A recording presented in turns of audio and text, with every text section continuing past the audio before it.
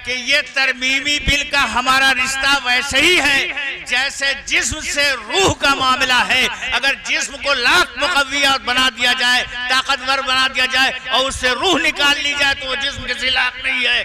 हम ये कहते हैं कि हाँ, सियासतदानों ने अक़लियत के साथ काम किया है, हम इनकार नहीं करते हैं, लेकिन वो काम किस काम का कि जब रूह हमारी निकाल लिया जाए।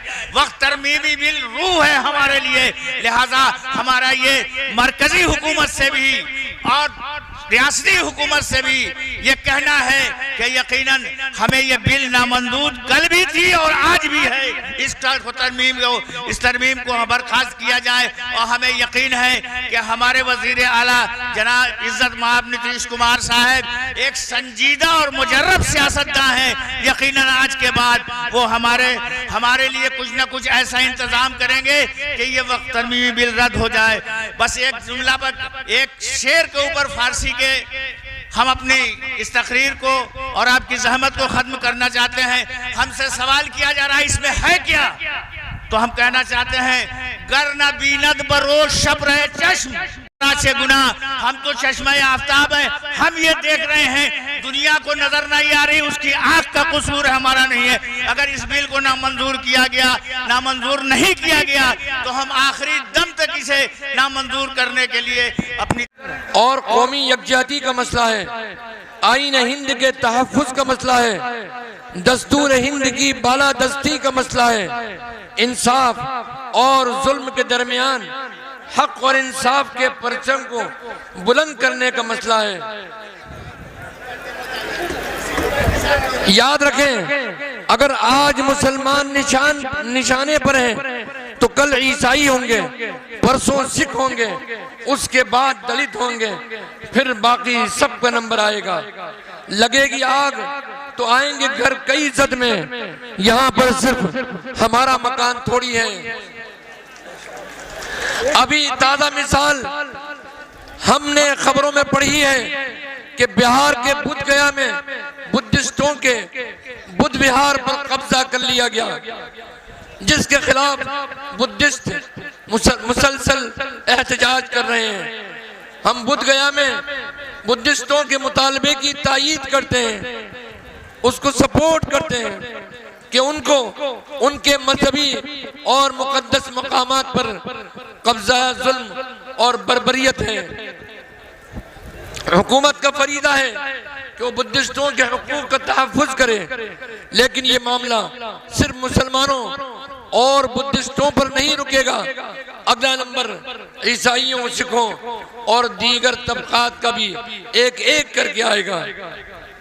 मोहतरम हाज़रीन, मैं all India Muslim personal law board के और तमाम मिल्ली तंजीमों के इस प्लेटफार्म से मिल्लत इस्लामिया हिंदिया के एहसासात को हुकूमत हिंद के कानों तक पहुंचाना चाहता हूं कि हम मुसलमानों को ये वक्फ बिल कतअन मंजूर नहीं है, क्योंकि ये बिल मुसलमानों को उनके दस्तूरी हुकूक से महरूम करता है।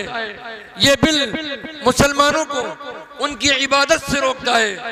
ये बिल मुसलमानों को उनके मजहबी मकामात से महरूम करता है। ये बिल मुसलमानों पर जुल्म के रास्ते खोलता है। ये बिल दस्तूर के खिलाफ, ये बिल दस्तूर के खिलाफ है। ये बिल मजहबी आज़ादी के खिलाफ है। ये बिल आईन के खिलाफ है। ये बिल अदल और इंसाफ का गला घोंटने वाला है।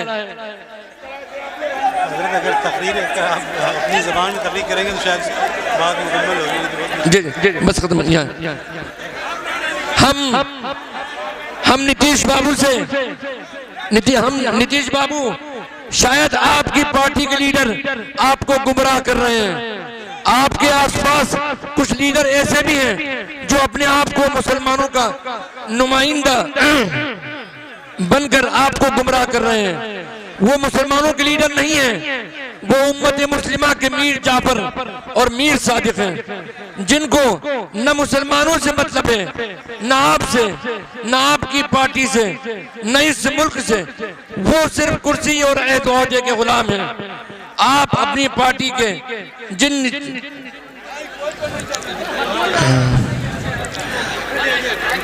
आप अपनी पार्टी के इन चंद लीडरान के बेकाबे में ना आए, उनके चेहरों को पहचाने और इस बिल को रोकने में अपना किरदार निभाएं।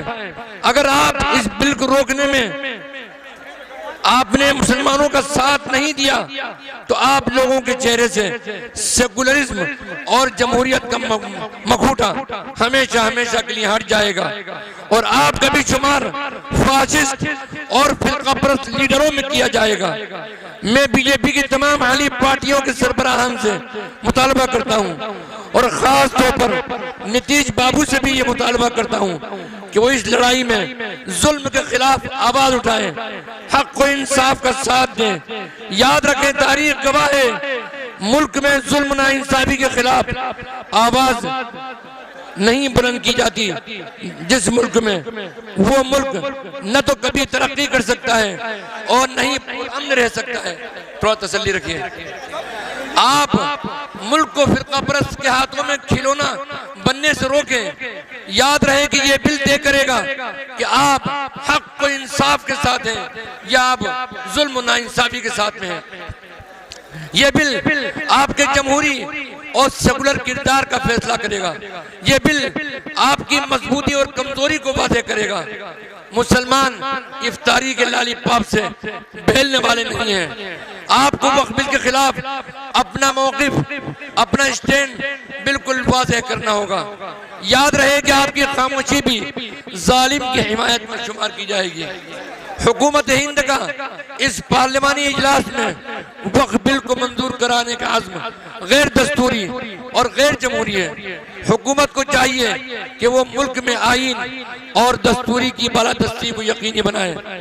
अगर हुकूमत अपने इस गैर दस्तूरी और गैर जमहूरी बिल को वापस नहीं लेती है और अपनी हमदर्मी से उसे कानून की शक्ल दे देती है तो मुसलमानों को हर तरह के जमहूरी और दस्तूरी पुरअमन एहतजाज के लिए खुद को तैयार रहना होगा। मैं आखिर में मुसलमानों समेत मुल्क के तमाम बाशिंदों से कहना चाहता हूँ कि वो हालात की संगीनी को समझें, दस्तूर हिंद के तहफ़्फ़ुज़ के लिए आगे आए। खामोश तमाशाई बनने के बजाय सच्चाई के साथ खड़े हों, वरना तारीख उनकी खामोशी और मफाद परस्ती को सियासी सियाह अल्फाज में दर्ज करेगी। हम आखिर में ये बात आपसे अर्ज करना चाहते हैं कि जुमातुल विदा है। जुमातुल विदा के अंदर आपको अपना एक पुरअमन एहतजाज दर्ज करवाना है और वो ये कि जब जुमे की नमाज के लिए निकलें तो आप काली पट्टी अपने हाथ के ऊपर बांध लें और खामोश और पुरअमन एहतजाज करें और उसके वीडियो बनाकर वायरल भी करें और सोशल मीडिया पर भी डालें। मैं उम्मीद करता हूँ कि हजारों नहीं, लाखों नहीं, करोड़ों की तादाद में video all India Muslim personal board के सोशल मीडिया डेस्क से पहुंचेंगे इंशाअल्लाह। अस्सलाम वालेकुम रहमतुल्लाहि। मैं बड़े अदब के साथ